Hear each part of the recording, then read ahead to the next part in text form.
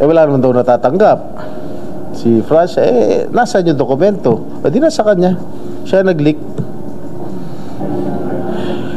Sa akin palagay, dahil sinabi ko na sinungaling siya, hindi siya pwedeng pagkatiwalaan, dahil wala naman talagang wala siya ebidensya. Klaro man na denial niya na, nag-deny siya. Nag-deny. Ano gusto mo? Kukontempt natin siya for lying? Questionable yung kanyang pagkatao dahil nga, 2 beses siya na dismiss sa serbisyo. Sinabit niya sa kanyang superior, si Francia.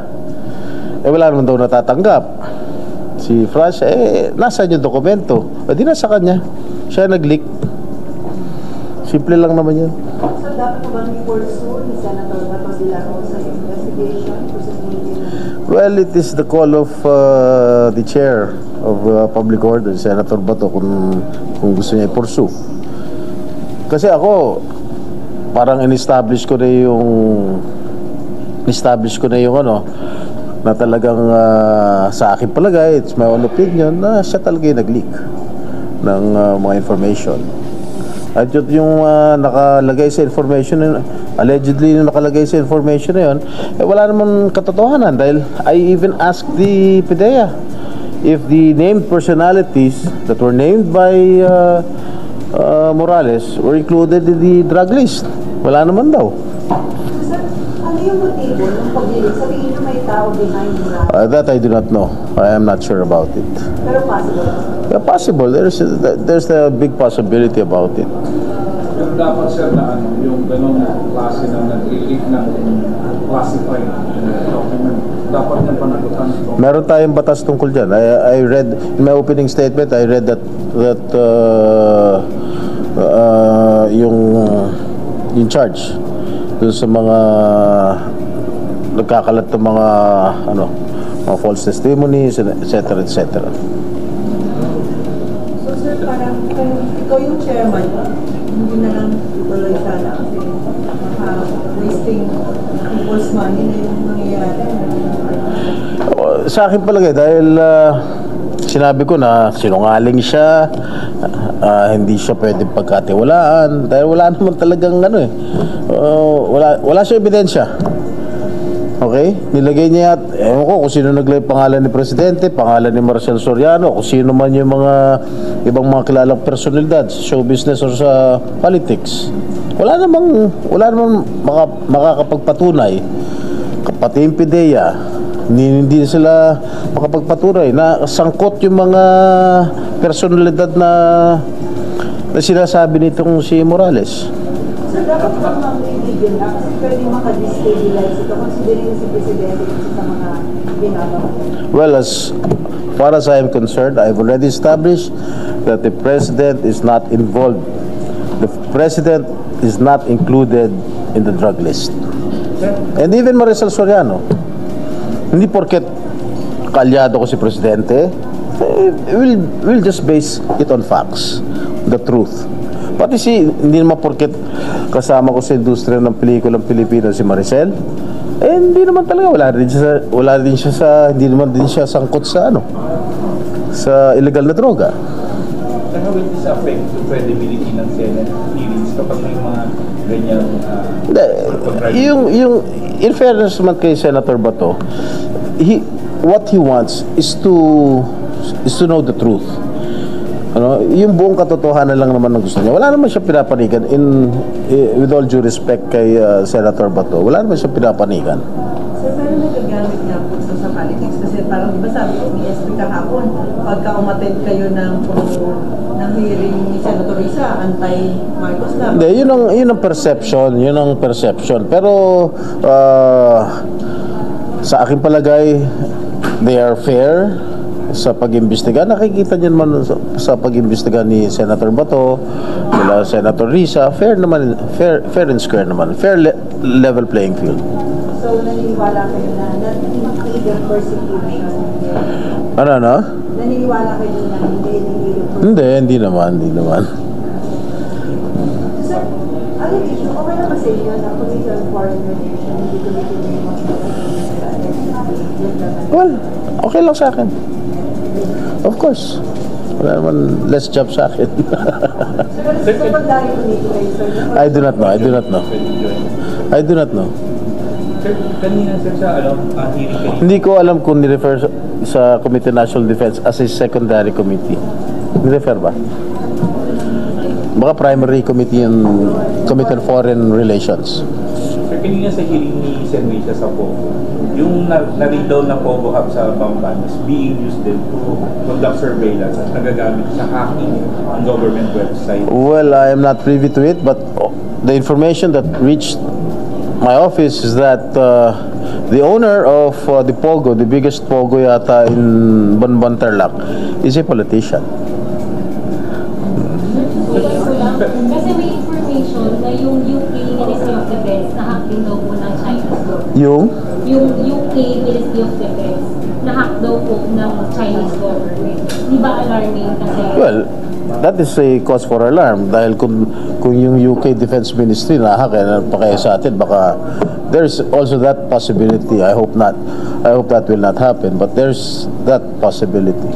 Sir, are you interested to conduct a parallel investigation? Kasi mas security and defense na yun. Sa?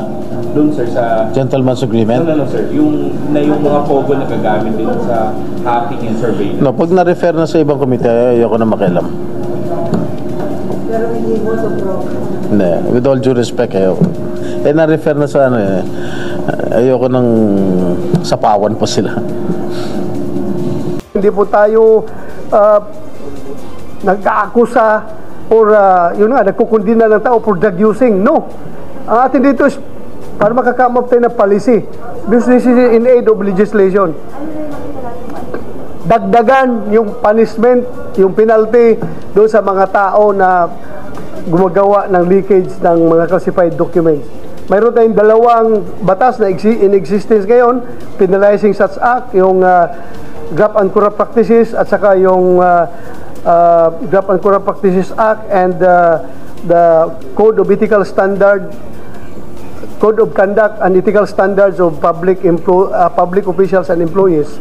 So siguro hindi masyadong nagamit yon as far as leakage of classified documents dahil para bang hindi masyadong kuan yung batas na yun. Dagdagan natin ng ngipin yung batas.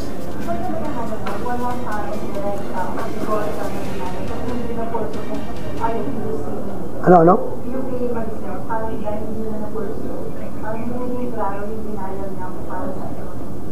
Klaro ba na denial niya? Nag-deny siya. Nag-deny. Gusto mo, i-contempt natin siya for lying?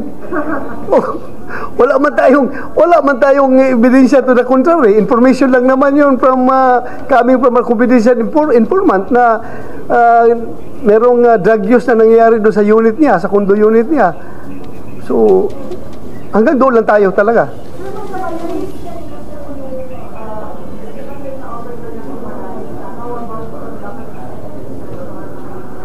Oh. Ay wala rin siya, sabihin lang niya, kuha lang daw, yung kasarian lang, yung gender lang nung informant, yung pangalan, hindi niya maalala daw eh. Oh.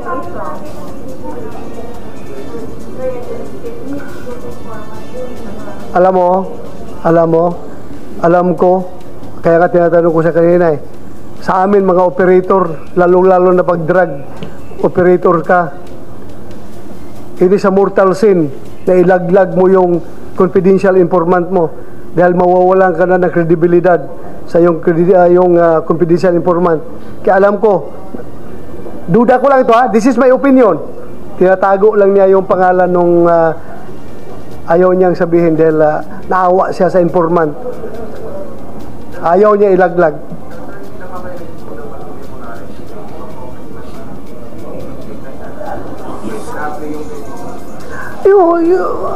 Nandyan na yan.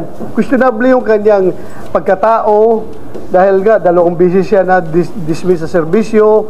Pero pagdating doon sa punto, yung papel na yon, hindi mo rin pwede siyang sirain na he's not telling the truth.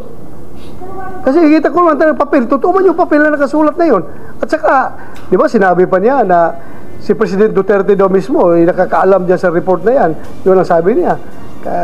President Duterte, keep on telling that. Pero ayaw ko nang hantong tayo, aabot tayo mag-imbestiga ng mga, aabot pa tayo doon, mapolitika yung ating hearing.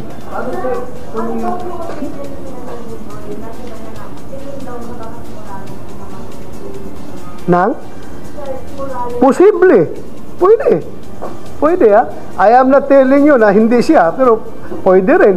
One of the possibility. Posible rin ibang tao. Yeah, kung ma-prove natin na siya, then he is not off the hook.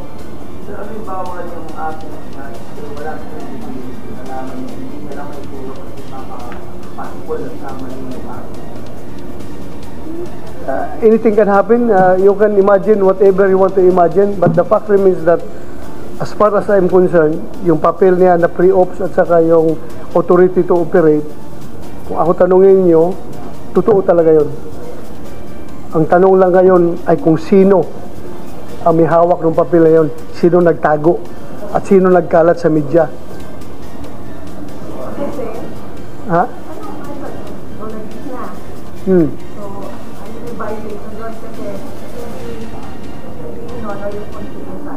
Yes. May panagutan yung nagkalat yan. Sir, kasi di ba yung media, minsan nakakakuha kami ng information na eventually nagkakaroon ng criticism panic. So, baka hindi mo masyadong makikita naman yung pwede namin makuha ang storya kung magkakaroon ng legislation against leakage of documents. Well, tingnan natin kung ano i-sacrifice natin. Dapat may balance dyan eh. Alam mo, dapat yung inyong karapatan, freedom of the press ay ma-preserve. At the same time, yung national interest at national security ng ating bansa ay ma-maintain din. So, tingnan, we will strike a balance in our crafting of policies. Titingnan natin kung paano natin i-balance yan. Ha? I am not telling you that I'm going to sacrifice your right to freedom of the speech, freedom of the press. No, babalance natin, tingnan natin yan. Kaya nga tayo dadaan pa yan sa matinding debate. Kaya nga mag-ingat ka rin. Ingat ka rin. Oh, mag-ingat. Hindi. Mag-ingat para hindi ka rin magka-problema. Tingnan mo lang. Oo.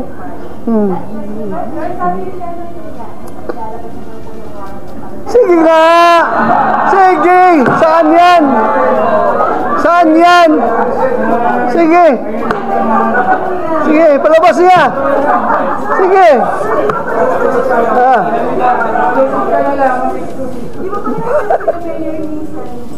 Ha? Pareho kami. Ewan ko, baka ibang brothers ang gusto niya? Ha? Ibang banda siguro gusto niya. Bakit ganyan yung ugali niya?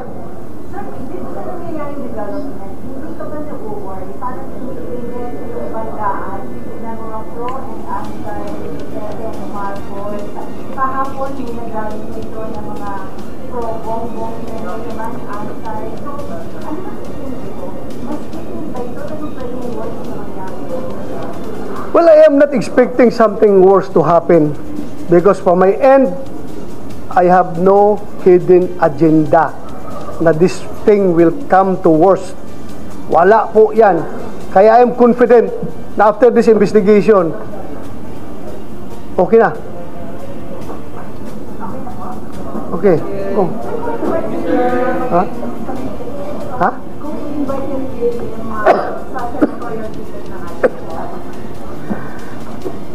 Titingnan ko.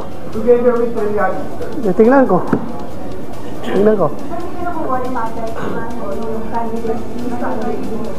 Well, I serve at the pleasure of the people, of the Filipino people. Kung ayaw nila yung ginagawa ko ngayon, then so be it. Wala tayong magawa. Hindi na type yung ginagawa kong investigasyon. Okay lang. Hindi ako mamimilit. Bakit ako mamimilit kung ayaw ninyo? Di ba? Ang akin lang naman is gampanan habang inilik niyo ako bilang senador at chairman ng Committee on Public Order and Dangerous Drugs, gampanan ko yung aking mandato. Trabaho ko yan. I don't want to be branded as somebody who is remiss on his duties as the chairman of this committee. So, yun po sa akin. Kung ayaw nyo, kung tingin nyo, hindi maganda yung ginagawa ko, as I've said, I leave it up to the people. Kung ayaw nyo, wala akong problema. Uwi ako ng Davao at mag-relax ako doon. I will play with my apo. Wala po akong worry dyan. Ha? Sige, walang problema. Palit siya. Dati naman sa senador eh. Pwede siyang pumalit. Walang problema. Tanungin natin taong bayan kung sinong gusto nila. Naisip niyo po ba o na-anticipate na bago kayo nagkandak ng hearing, pwedeng pasukan ng politika talaga? Nakikita ko yan. Pwede, posible. Maraming sasakay dyan. Basta ako, from the very beginning, I was telling myself, please, maintain your moral compass. Please, maintain your objectivity. Huwag kang magpadala kahit kanino. Ha?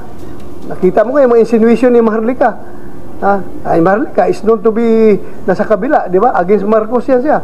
Pero nakita nyo na nagalit ako sa kanya insinuation, di ba? So, sana naman, huwag niyong kulayan yung aking trabaho. Ako, trabaho lang po ito. Walang personalan at walang politikahan. As your chairman of Public Order and Dangerous Drugs, it is my sworn duty to investigate this issue. Yun lang.